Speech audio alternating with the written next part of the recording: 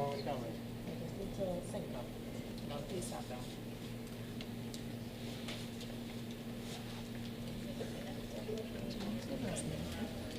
Dinnell.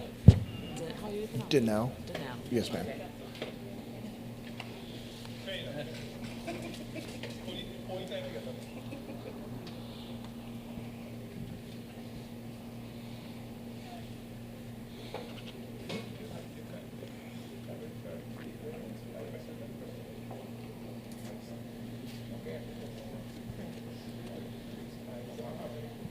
Hello, everybody. I know a few people will trickle in as well. So welcome to this, is it our finale, grand finale? Yes, it is. It's our grand finale. And we believe in ending things off with a bang as usual. And we had the distinct pleasure, I think it was well advertised and shared, that we had a very special person joining us today. So a few of us have spent the entire morning with him, and this is JP Dinnell, who, everybody has just said, oh, the Navy SEAL, that's the intro. That's how we all sort of got everyone out and excited. And JP, there are a lot of people on Zoom as well. So the people in person do not represent the audience that you have here today. Truly excited to have him here based on our conversations this morning. I'm not going to get into it, Kavi will. But I just want to say that don't hold back in terms of your questions, and let's just pay attention to some of the things he's saying, because I believe that it's very powerful and transformative if we can put what he is saying into practice. So let's welcome JP. Thank you. Appreciate it. All right, good afternoon, Massy Stores. JP, thanks so much for coming here today. Really looking forward to the episode, and as Candace said, it's the grand finale.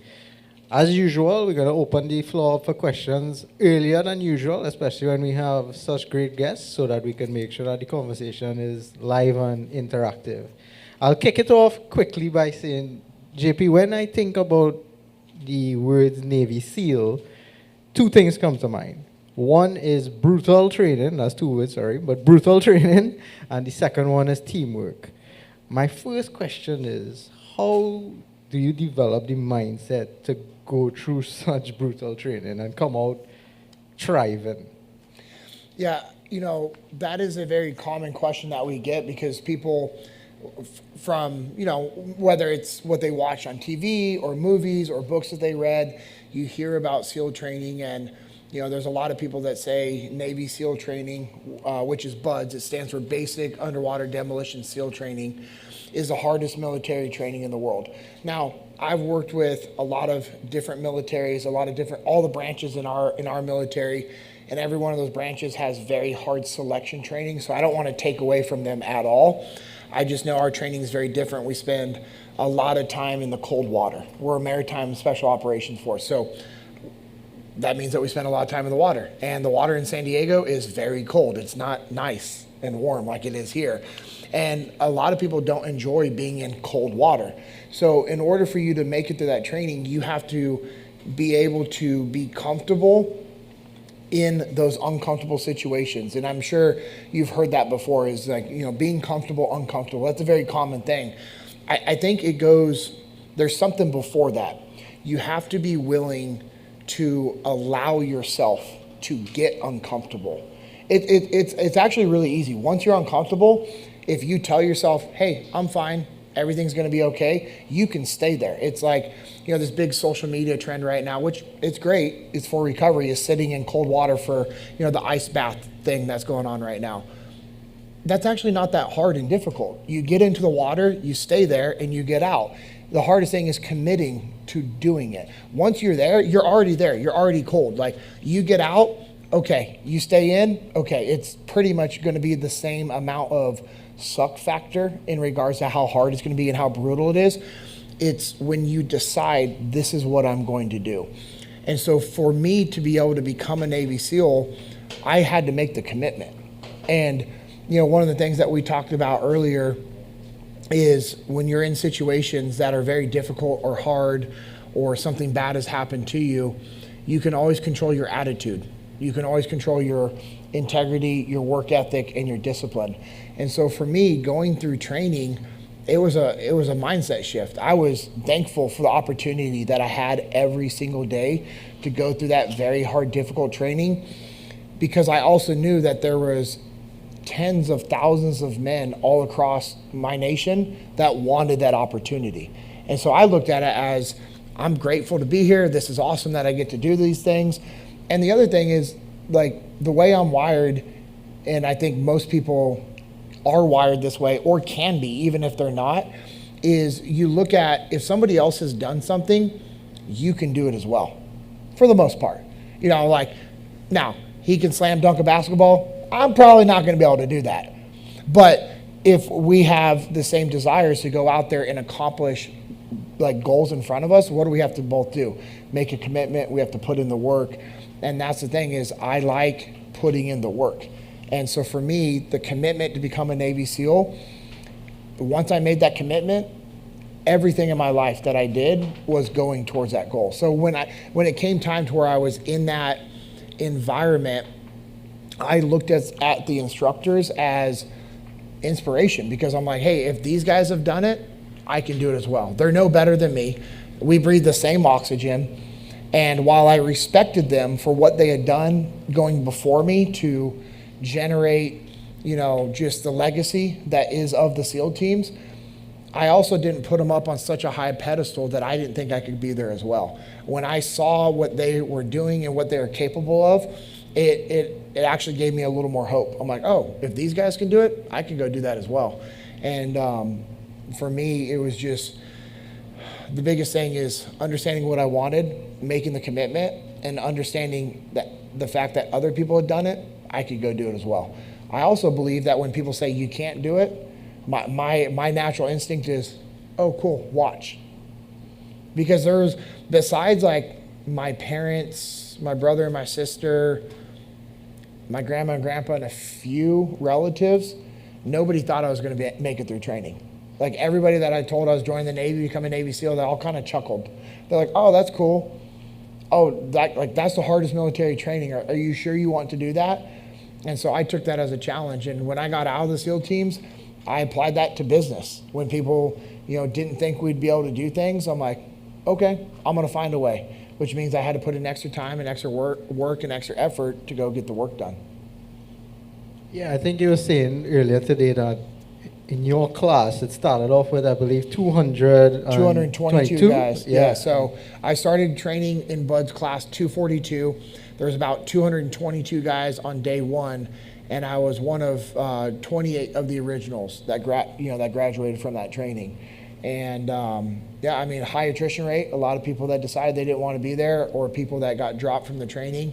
And that was another thing, is I know this might seem a little twisted, but like when I was going through hard training and doing difficult things, when people would start to like quit around me and just decide they didn't want to do it, like I kind of fed off that. I would feed off of that, like people not wanting to do it because it was difficult. And I was like, oh, you think it's difficult? You think it's hard? You're going to quit? Well, now I'm going to go harder. And, you know, I've used that in business and in life, and there needs to be a healthy balance, obviously. But I was able to use that as a driving force of, you know, making it through that training. Because also, I mean, I went into boot camp September 5th, 2001. 6 days later, 9/11 happened. And I'm in boot camp when they walk in and they're like, hey, our nation's been attacked. We might be going to war. And I was like, okay. And there was a lot of fear and there was a lot of uncertainty in that group, in my boot camp division. And while there was a little bit of like, you know, healthy nerves because you're a little anxious because you don't know what's going to be up in front of you, I was never afraid. I was never nervous. I was never uncertain because I had a plan. And I think that's where people fail in life, is they don't have a plan. They don't have something that they're trying to go and accomplish, and they're just going through each day. And, you know, that's fine. I've been there before where, you know, something happened in life and, you know, I just was going through the motions. But you can't live your life like that. You have to have a plan. You have to have something that's going to challenge you. And for me, I joined the Navy to become a Navy SEAL. So I had that contract in place, meaning I had the opportunity to go try out for that training. So when they said, hey, our nation's, might be going to war, and there was a lot of fear, I wasn't fearful because I knew what was next for me. I was going to San Diego. I was going to go through training. I was going to make it through training, and then I was going to go to a SEAL team. And if the war was still going on, then cool. I hope I get to go overseas. And for me, that's always been a thing that I've had to have in my life is have something in front of me. Like I have to have a mission. And the mistake that a lot of people make from what I've seen from going through SEAL training, being in the SEAL teams and in business and in life is when people lose sight of what their mission is, they get complacent and they do things that they shouldn't be doing. And, you have to have a mission that drives you, that pushes you forward. So the ability to make it through that hard training and be one of the 28, it was actually very easy because every single day I woke up like excited to go do the work, knowing I had hard work in front of me. I wasn't shocked. Like I knew what I was getting into. And, if it's going to be a hard, difficult day, cool. I embrace it. If I get to have an easy, casual day, all right, cool. I'll take that as well. But I don't seek out the easy, casual days. I try to, do those hard things in life. Yeah, it seems that you were committed. Yes. You had a mission. You were committed to that mission, but you also had discipline.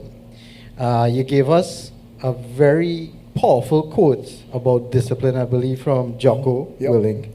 You want to share what that quote was? Yeah, so I was having a conversation with Jocko in January of 2020, and I was complaining about some personal things that I had going on in my life. My health wasn't where it was. I was, I wasn't happy. I don't know if any of you guys can ever relate to that feeling once in a while. And it was because I was being complacent and lazy, and I was talking with Jocko because I look up to him, and I know he's going to give me good advice. And hey, there's power in having people that you can just talk with and just be able to communicate with, and not so much. Maybe he didn't need to provide an answer for me. I just needed to talk about it. I don't know if you guys have ever had that as well. And so having those people in your life is very important. And Jocko's one of those guys. And I know I'm fortunate to have that relationship with Jocko. And excuse me, I get done talking, and he just sits there and he listens to everything that I had to say. He was listening with intent, and he's just kind of just processing everything I said. And he says, JP, discipline is rooted in the truth that we tell ourselves. He goes, the reason why you're having these problems or where you're unhappy is because you're lacking discipline. And he told me, he's like, when you stop lying to yourself and justifying doing things and justifying not doing things, when it actually matters, when you make it a priority, then these things will change in your life. And we had a much deeper, longer conversation than what I just gave you. But the ultimate premise to that is discipline is rooted in the truth that we tell ourselves. And that goes back to one of Jocko's sayings, which is discipline equals freedom. And because I was lacking discipline, because I got complacent with my health, with other things in my life, because I allowed that complacency to creep in, I wasn't happy, and I wasn't able to experience the freedom that I have when I maintain a disciplined, structured life. And the more disciplined you are in different areas of your life, the more freedom that you're going to have. If you want more time freedom, you have to be disciplined with your time management. You have to use a calendar. You have to stick to your calendar. You have to respect your time. You have to respect other people's time. You actually have to step back and look at things like, hey, what's an actual priority for me right now? What should I be putting my focus on? And if we want to go down the leadership rabbit hole, the thing that's connected to that is if you have a team, why are you trying to do all the things? You should be empowering the people on your team to go out there and do the work, which gives you a little more time freedom so that you can be strategic and maintain that strategic vision and alignment with your leadership. So that quote I have used in multiple areas of my life. And then I was talking with another leader in my life, and we're just working through some stuff recently, and he's like, discipline produces desire, and it's not the other way around. Your desire won't produce discipline. You have all these desires to go do things.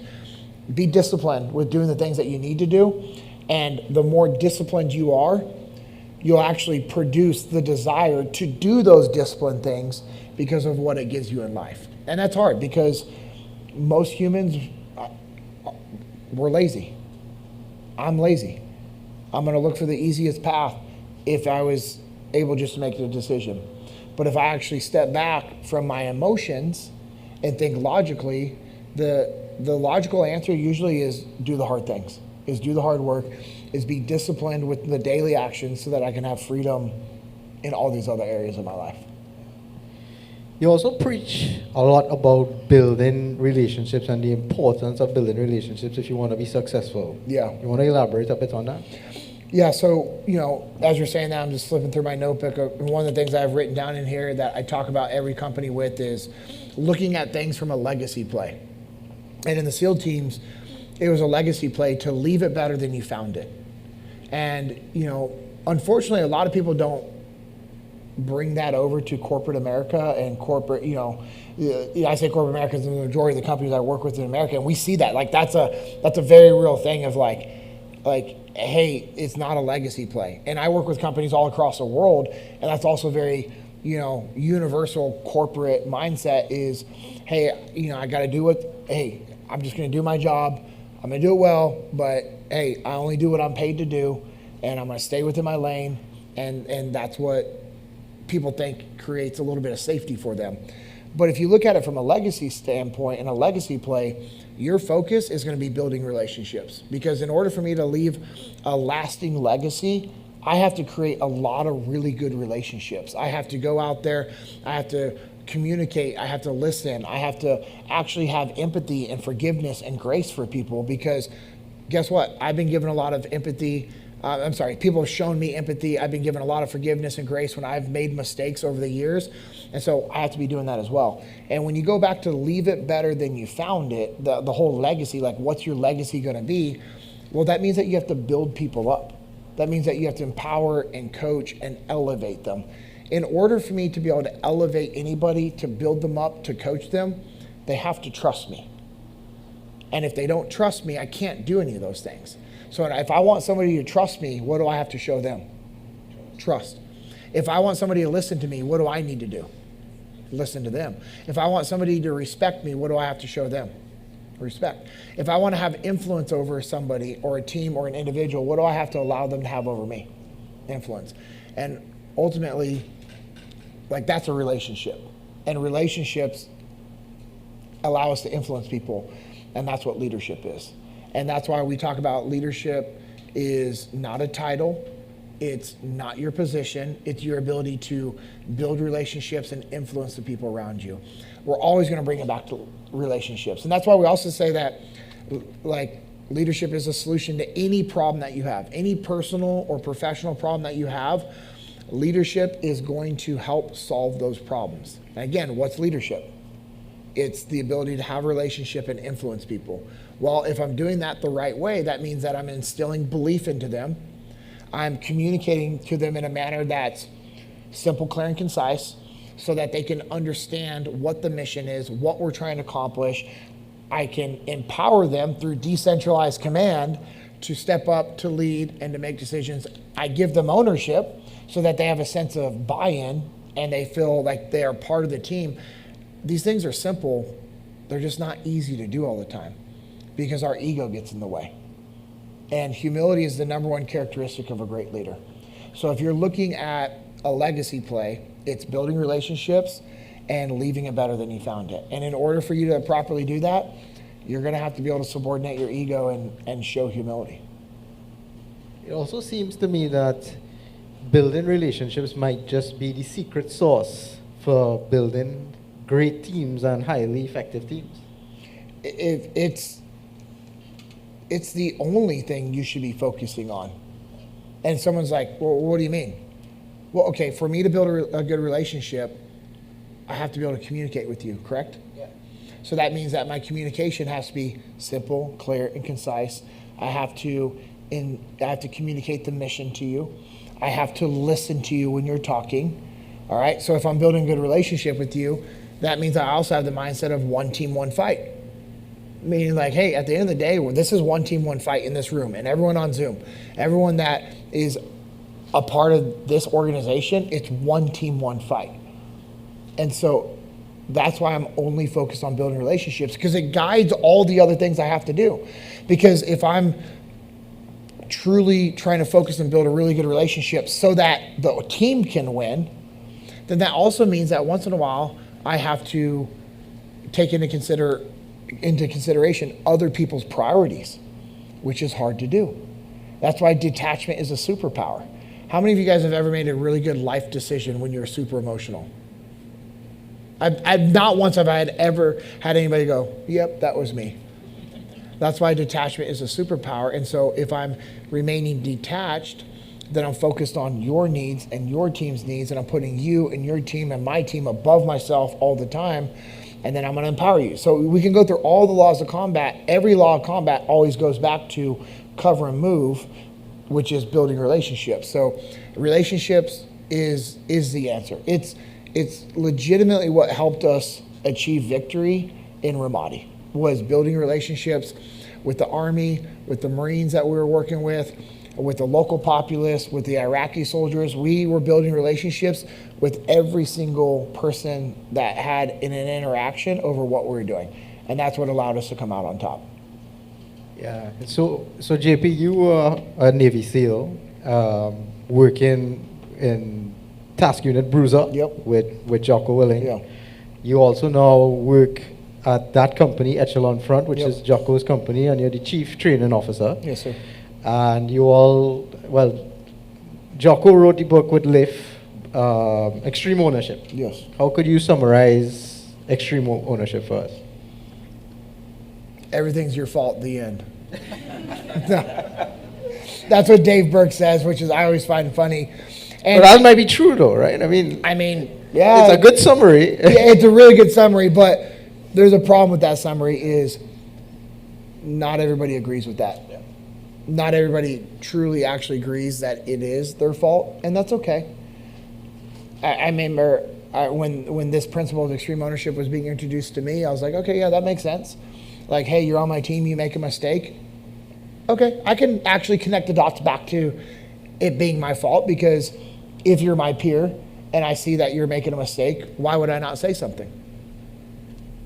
I should say something. Let's just say it's the first time you did it. Okay, well, I never saw it happen before. How do I take ownership over that? Well, what can I take ownership over? Providing a solution to the problem. So if you did something, and it's the first time you've ever done this, some people are going to have a hard time like, well, how do you actually take ownership over that? There's a lot of ways. If we pull the thread far enough, we can go back to like, well, what type of training was conducted? Who evaluated the training? Were you present for the training? Did you do a refresher on the training? Have you done, there's all these things. If you wanted to, you could nitpick it and bring it back to you every single time. But most people are not going to do that because their ego gets in the way. And that's okay. We're all built and designed that way. This goes back to the whole discipline equals freedom thing. The more intentional you are with trying to find ways to take ownership, to provide solutions to problems, the more you see that it is tied to you. The more you're aware of it, the more you actually see the dots connecting back to you. And then that allows you to change your posture, that allows you to change your attitude, that allows you to change the way you think about it and you look at it. And so it's like, all right, cool. Like,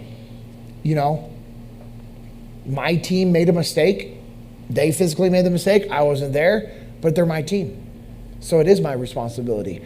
And you look at it from it's your responsibility to provide a solution. That's one of the things that we talk about. Is like, okay, if you truly, truly don't think it's your fault, which I would counter to argue that, but let's just, then what can you do to fix the problem?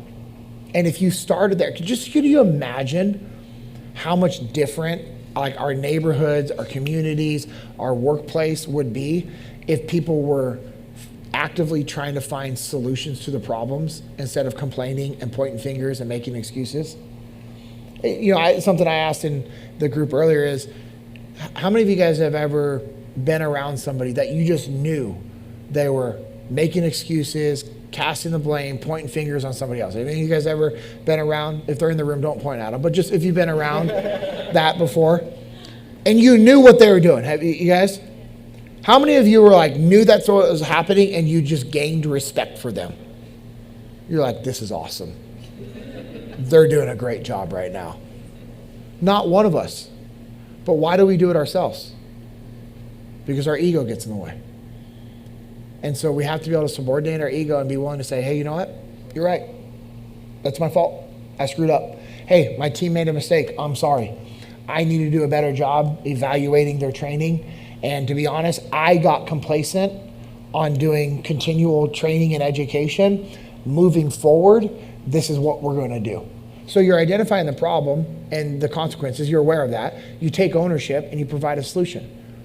It's not rocket science. If we stick to that framework of identifying the problem, explaining the consequences, taking ownership, and providing a solution, a lot of problems go away. At Echelon Front, we have problems like every organization, but they go away really quick because we have a team actively trying to solve the problems and covering and moving for each other, because relationships are paramount to victory. We believe that relationships are absolutely critical for victory in any organization. And so we are actively looking out for each other and trying to build relationships. There is no us versus them at Echelon Front. We don't do that. That's not how we operate. And so what's cool is when you do this enough, you get to the point where you can actually start to take preemptive ownership, because you see things formulating and they're not a problem yet. But because you've been around it and you see these things, you're like, oh, if this continues to go down this way, this is gonna be a problem. And then you put yourself out there and you actively try to solve that problem. All right, so I would want to take a break and open the questions up for you guys. Cool. So you know how we do this, just put up your hands and a mic will come to you. We have front.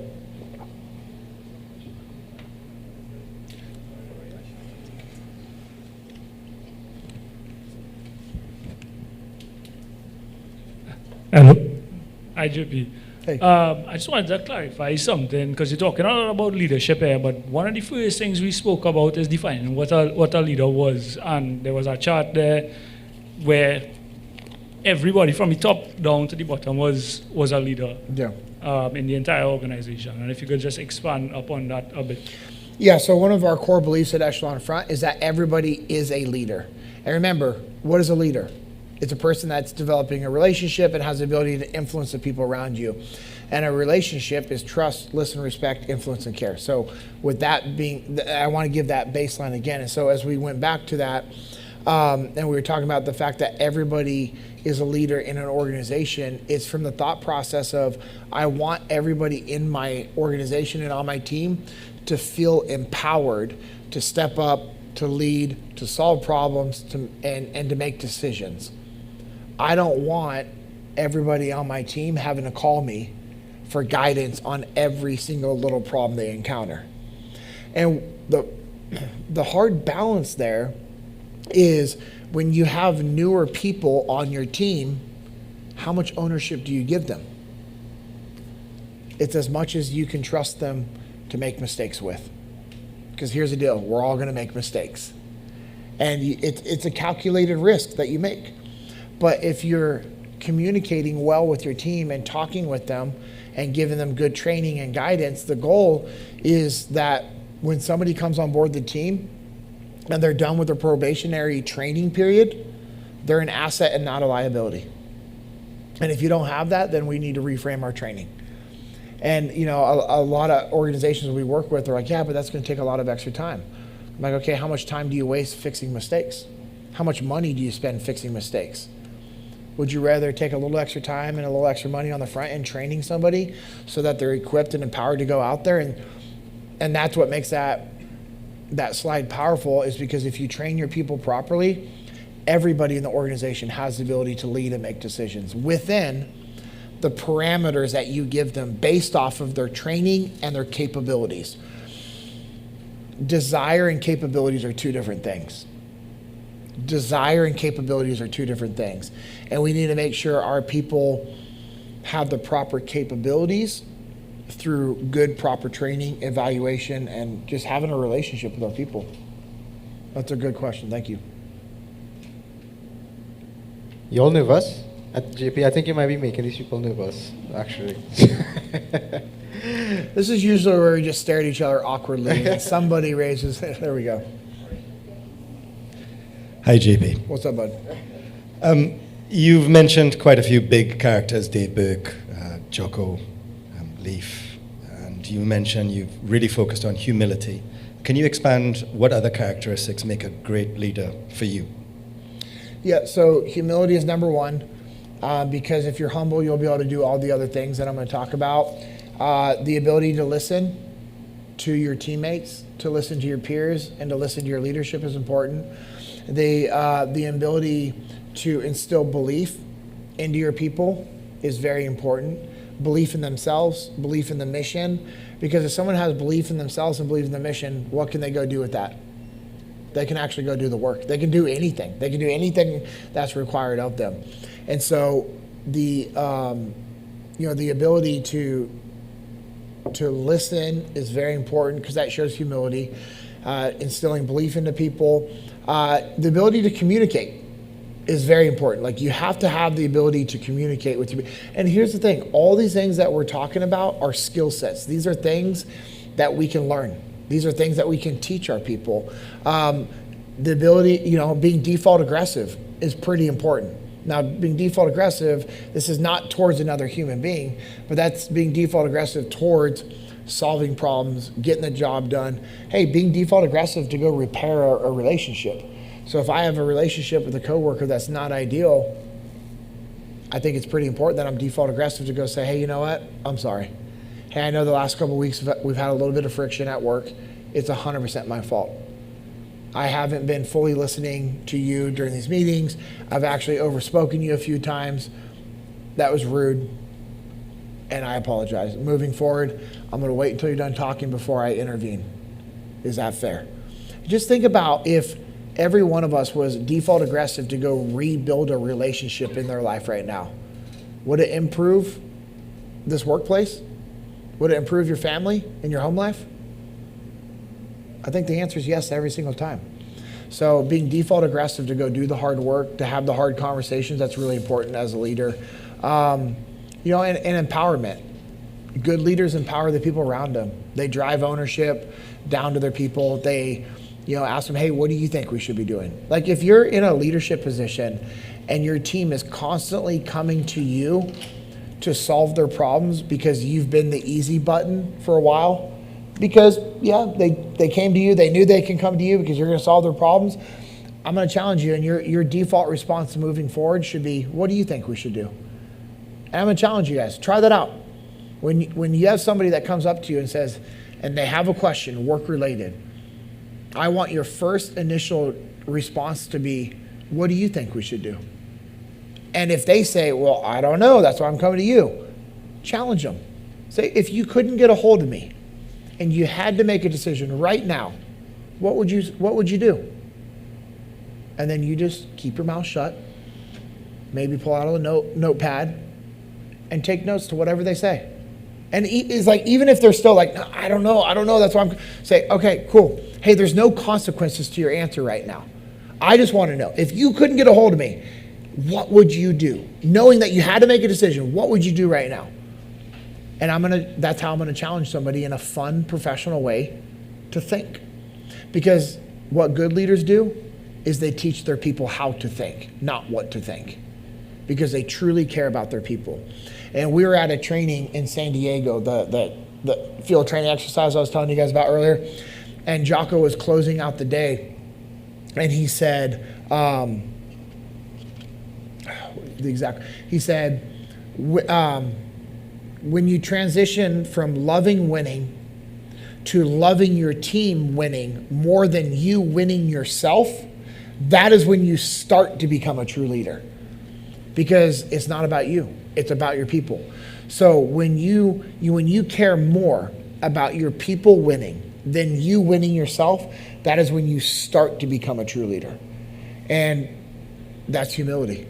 And so humility is the baseline, and then communication, listening, empowering, being default aggressive to go do the hard things, to have the hard conversations, that's what good leaders do. And the more you do it, the easier it becomes. So you touched on preemptive ownership a little while ago.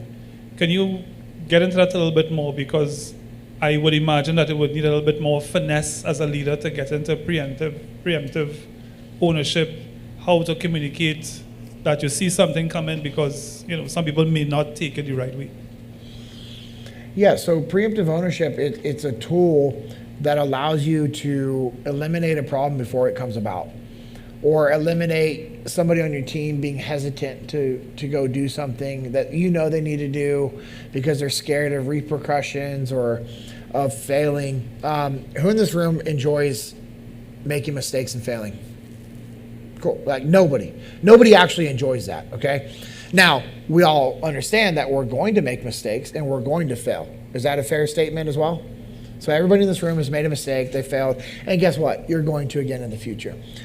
But I have to know my people are going to be hesitant with that. So that's why we were talking about preemptive ownership. What Jocko did with me is when he was elevating me into a leadership position, and when we got to Ramadi, and then in training when he was like, hey, I need you to step up and lead and take ownership and solve these problems and be proactive. He knew I was going to be hesitant. And why do you guys think I was hesitant to step up into these leadership positions and or stepping up to lead? What was that? Fear of failure. Yeah, fear of failure. I didn't want to make a mistake, and I knew that if I was stepping up and trying to lead at a position in my life where I was the youngest and most junior ranking guy, I knew I was going to make mistakes, and I didn't want to make mistakes. And that's why it goes back to one of the things I said earlier about, getting comfortable, putting yourself in uncomfortable situations. I always go back to that thought process of like when Jocko said, hey, I need you to be more aggressive with your leadership. I need you to be my go-to guy. And I'm like, all right, cool. And so as leaders, we have to have an understanding of the environment that we're in, the environment that we're putting our people into, and who they are. What are their capabilities? And if you're not in that spot, that should be your number one priority. You should know your people to the point where you know their strengths and weaknesses, and you're not putting them into situations that they're going to fail. Now, you're going to. But if you're doing that over and over and over, then that's a problem. And so there are multiple ways to take preemptive ownership. And the biggest one as a leader is knowing your people so that you're not putting them in positions that they're not capable of, and also knowing that their self-imposed limitations are going to creep in. So you actually have to encourage them, hey, you're going to make mistakes. That's okay. Hey, we're in a controlled environment. If you make a mistake, it's not going to be detrimental to the organization, and we actually need to be able to learn to think through these problems and solve these problems. And that's why training is so important in the SEAL teams, is because it was very rare that we were putting guys in scenarios that we're like, I don't know how they're going to handle this one. We didn't live in a world where that was acceptable. We lived in a world that was life and death. If we got complacent, we could get ourselves killed. If we got complacent, I could get my teammates killed. And so we heavily invested into training. And that's one of the things that we tell organizations that they really need to focus on. And the ones that focus on training, guess what they're doing? They're winning. They're having success. And it's always rooted back to training. Thank you. In the back.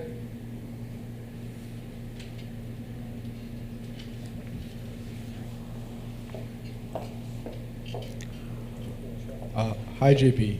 So you mentioned before, just piggybacking off of what Brent was saying, if you do fail, you do fail. Like, it's inevitable. Yep.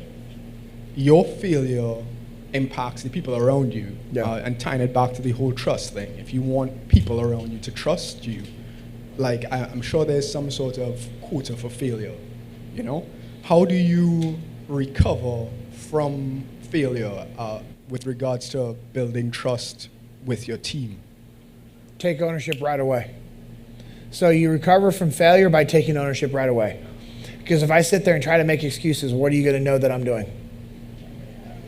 No matter how smart I think I am, or how clever, or how much information I have that you might not, the truth comes to light. The truth comes to light. And if I try to hide it, and if I try to lie, it's going to be exposed. And if I do that, I am definitely ruining any trust that I had left. I can actually regain trust by taking ownership. Maybe not all of it, but I can regain some of it by having integrity and saying, hey, I screwed up. This is a mistake I made. Here's how it impacts you. This is 100% my fault. 100% my fault. This is what I'm going to do to fix it. This is what I'm going to do moving forward to never make that mistake again. A little bit of a deposit. So we talk about making deposits and withdrawals in the leadership bank account that you have with people. I want to make deposits. I don't want to make a withdrawal, but I'm going to. It's going to happen. But if I'm focused on making deposits into this relationship, one of the best ways I can is by taking ownership. I just made a massive withdrawal. I made a mistake. I did something I was not supposed to do, or I didn't do something I was supposed to do. Whatever it is, I made a mistake. It has a negative impact. I own it right away. You're right. Hey, I'm sorry. 100% my fault. And I'm going to go through that cycle again of the problem, the consequences, ownership. You know what? I'm probably going to start off with, hey, I'm sorry. I know you guys are frustrated. This is 100% my fault. Here's the problem. Here's how it impacts you and the organization. Again, this is my fault. I'm not blaming you guys. I'm not blaming the leadership team. I'm not blaming the economy. I'm not blaming this other department. This is on me as your leader. But this is what I'm going to do to fix it. And this is what I'm going to do to make sure that we try not to make this mistake again. And I'm going to come up with a plan. And guess what I have to do now? I have to execute the plan, because talk is cheap. Now, me taking ownership, it's a little bit of a deposit. It doesn't offset that withdrawal. But when I get to work and I'm consistent and I do a lot of other things to build trust, well, then eventually I can get myself back where I was at.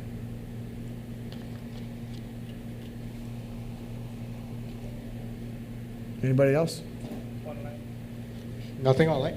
No? All right. So, JP, I'm going to ask one final question. Okay. In your life, you have had tremendous successes.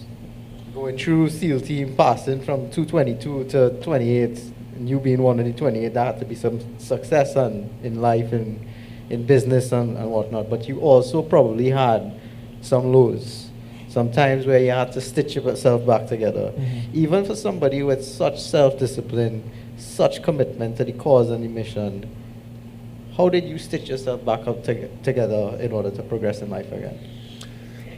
Yeah, so there was a few times in my career in the military where I made mistakes. It's a wild life we live in the SEAL teams, and I made some mistakes. Because you're called to go do something at war, and then you come back and it's like, okay, let's put them back up on the shelf. Again, my fault, 100%. I'm not recognizing that, and it was owning my mistakes, and saying, okay, hey, what do I got to do to fix this? And I would say, the one that was the hardest was getting my marriage back. Because when I got out of the military to transition into a new chapter of my life, which, it was a hard decision to make, but it was the right decision. And I got out there, I got out to, be there for my wife and my kids and our growing family. I failed to establish a mission. And it was bad. I was playing the victim card. I was upset and frustrated that I was no longer in the SEAL teams, because I needed that, right? I needed that rush, and that's why I actually started training jiu-jitsu and MMA, and I started fighting MMA, having amateur fights and, training and, trying to keep myself as busy as I can and do all these things. And I was doing well training and fighting. Business was doing well. I got promoted as sales manager, but I wasn't doing any of these things at home. And my family completely fell apart. My marriage was horrible. It was super toxic. I didn't want to be at home. She didn't want me at home. It was just not a good environment. And it got to the point where, she actually served me divorce papers, and I signed them and moved out. We didn't try to make it work. We didn't do counseling. We didn't commit to any of those things that we should have been doing. I just took the easy out. And, Then about a year, it was like 9 to 12 months later, Extreme Ownership came out. And I read Extreme Ownership and I was like, huh, okay. Like, I know what I need to do. And when I read Extreme Ownership, it was liberating because I was able to recognize that I was a common denominator in every single one of these problems. So to answer your question, the first thing is I had to recognize the mistakes that I had made, show humility, and work on controlling what I could control. And that was a situation that I could only control my attitude, my work ethic, my integrity, and my discipline. I couldn't control what my kid's mom was doing. I couldn't control what she was saying. I couldn't control any of those things.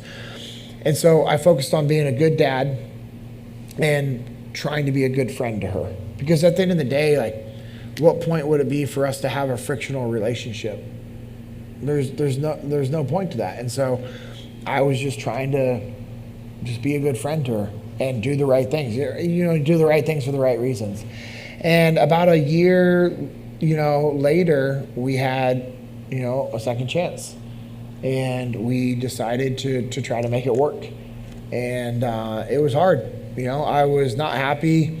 I didn't really want to do this because we had done the back and forth thing and all the ups and downs associated with that. But I also recognized, all right, what does winning look like?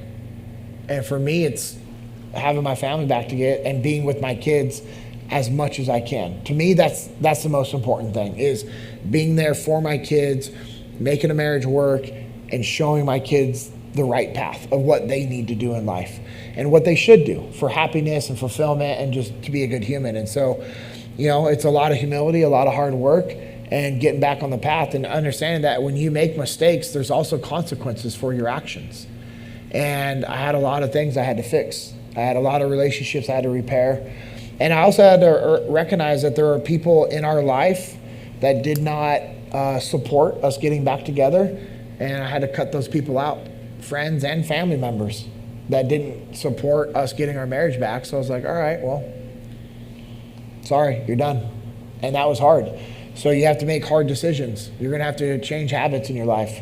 You're going to have to create habits to change behaviors and tendencies, and you're going to have to change your bad habits. And so for me, I had to reprogram the way I looked at things. And Extreme Ownership was a great baseline for that. And when you have ownership and the laws of combat, the mindsets of victory as a baseline for how you operate and what you do in life, it helps the decisions that you make. You have to have guiding principles in your life. You do. You have to have guiding principles. And I have 5 of them that I personally live by, and it allows me to make decisions. Does it fulfill? Does it help build does it help me do these things? Yes or no? If it's a yes, cool, I'll do it. If it's a no, then I don't do it. So I think, you've got to figure out what winning looks like for you in your life and go out there and get to work. Would you share the guiding principles? Yeah. Oh, yeah.